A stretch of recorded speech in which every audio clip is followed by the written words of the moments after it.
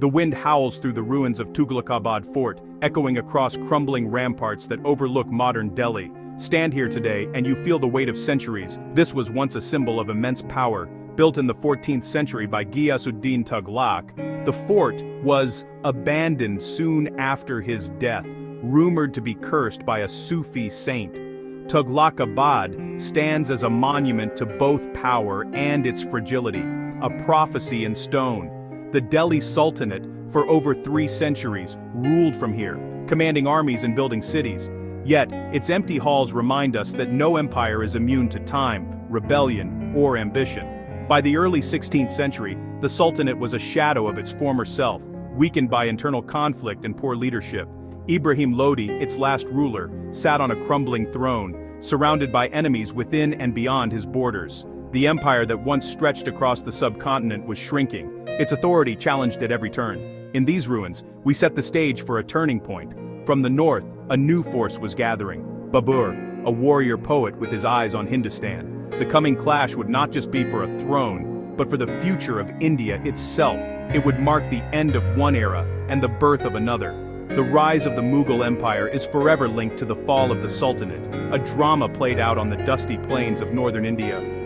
Here, in the shadows of Tughlaqabad, our story begins. The Delhi Sultanate was a succession of 5 dynasties ruling northern India from 1206 to 1526. It began with Qutb-ud-Din Aibak, a former slave who declared himself sultan, founding the Mamluk dynasty. Successive dynasties, the Khaljis, Tughlaqs, Sayyids, and Lotus, expanded and shaped the empire. Sultans were warriors and builders, leaving behind cities, mosques, and a unique Indo-Islamic culture. Persian language, art, and administration blended with Indian traditions, creating a vibrant civilization. Yet the Sultanate was a minority power, ruling over a vast Hindu population through a fragile network of nobles and governors. Loyalty was personal and often fleeting, leading to frequent rebellions and civil wars. The Sultanate brought political unity, but its authority was always contested. By the Lodi era, centuries of internal strife had weakened the empire, setting the stage for its collapse. The cracks in its foundation would soon be exposed by forces both within and beyond its borders. When Ibrahim Lodi took the throne in 1517, he inherited a kingdom in crisis. Young and inflexible, he tried to centralize power, alienating the powerful Afghan nobles who formed the backbone of his army. Resentment grew, and soon, rebellion erupted, led by his own uncle Alam Khan and Daulat Khan Lodi, governor of Punjab. Ibrahim responded with force, executing and imprisoning suspected traitors, deepening the paranoia and division. Corruption spread as provincial governors acted like independent rulers, draining the treasury and weakening the military. The Sultanate's structure was rotting from within, leaving it vulnerable to outside threats. Disgruntled nobles, desperate for change, sought help from beyond India's borders. Daulat Khan and Alam Khan invited Babur, the ambitious ruler of Kabul, to intervene. They hoped to replace Ibrahim with a more pliable leader, unaware they were inviting a conqueror who would change India forever. The stage was set for an outsider to seize the moment. The internal chaos of the Lodi kingdom would soon meet the ambition of Babur. The fate of the Sultanate now hung by a thread. Zahiruddin Muhammad Babur, born in 1483, was descended from Timur and Genghis Khan. His early life was a struggle for survival, losing and regaining thrones, until he captured Kabul in 1504. But Kabul was too small for his ambition. He dreamed of conquering Hindustan, claiming it as his ancestral right. Babur was more than a warrior. He was a poet, diarist, and charismatic leader, inspiring fierce loyalty among his followers. His Baburnama reveals a man of culture and complexity, driven by destiny and hardship. Hearing of the Sultanate's weakness, Babur saw his chance when invited by disaffected nobles. He could now invade India, not just as a conqueror, but as a liberator from tyranny. With a small, battle-hardened army and a burning desire for empire, Babur prepared to strike. He was ready to leap from the mountains of Kabul onto the plains of Hindustan. The aging Sultanate was his prey, and he would stop at nothing to claim it. Babur's ambition would soon collide with the fate of the Delhi Sultanate. The stage was set for a new chapter in Indian history. Babur's invasion of India was a calculated campaign, beginning with probing raids into Punjab around 1524.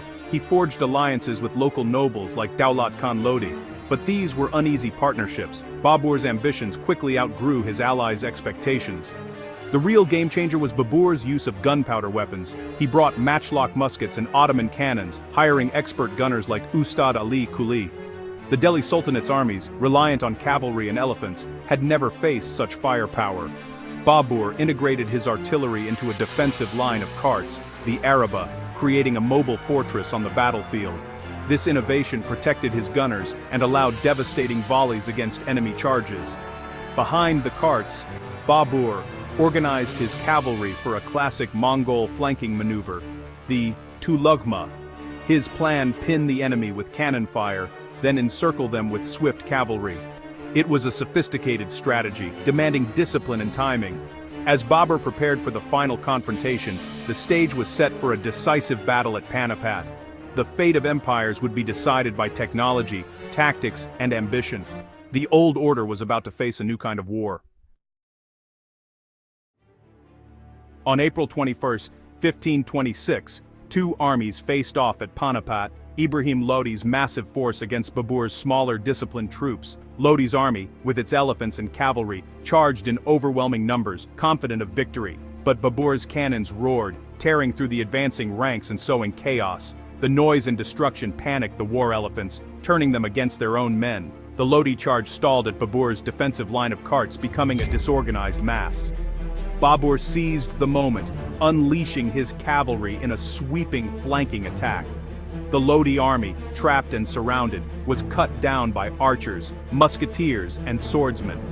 The battle was over by noon, a slaughter that ended centuries of Sultanate rule. Ibrahim Lodi fought bravely but was killed in the chaos.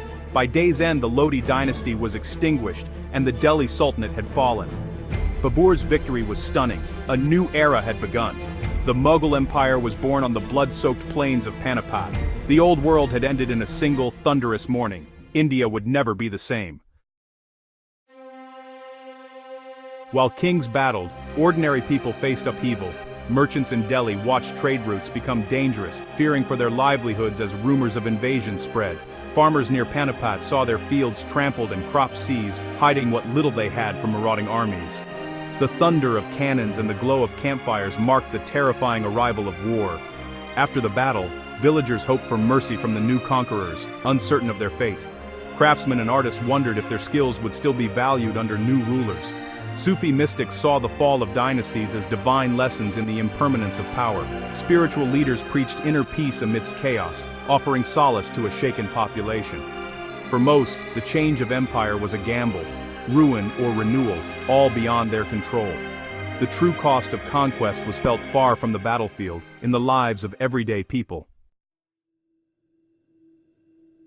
Babur's victory at Panipat ended the Delhi Sultanate and began the Mughal Empire, reshaping India for centuries. The old Afghan nobility was swept away, replaced by Babur's Turco-Mongol and Persian followers. The Mughal era brought a golden age of art, architecture, and culture. Taj Mahal, Red Fort, and Mughal painting flourished. Administration was reformed, creating a centralized, efficient bureaucracy. Babur, though initially unimpressed by India, chose to stay and build an empire for his descendants. Ibrahim Lodi's downfall was a lesson in the dangers of inflexible leadership and internal division. The story of this transition is deeply human: ambition, betrayal, and the quest for legacy. The fall of the Sultan shows that empires collapse from within before they are conquered from without. Babur's success was rooted in adaptability and innovation. Lodi's failure in tradition and disunity.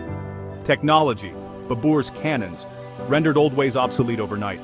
History is driven by change, leadership, and the relentless pursuit of power. The Mughal rise reminds us, no power is absolute, and the future belongs to those who adapt.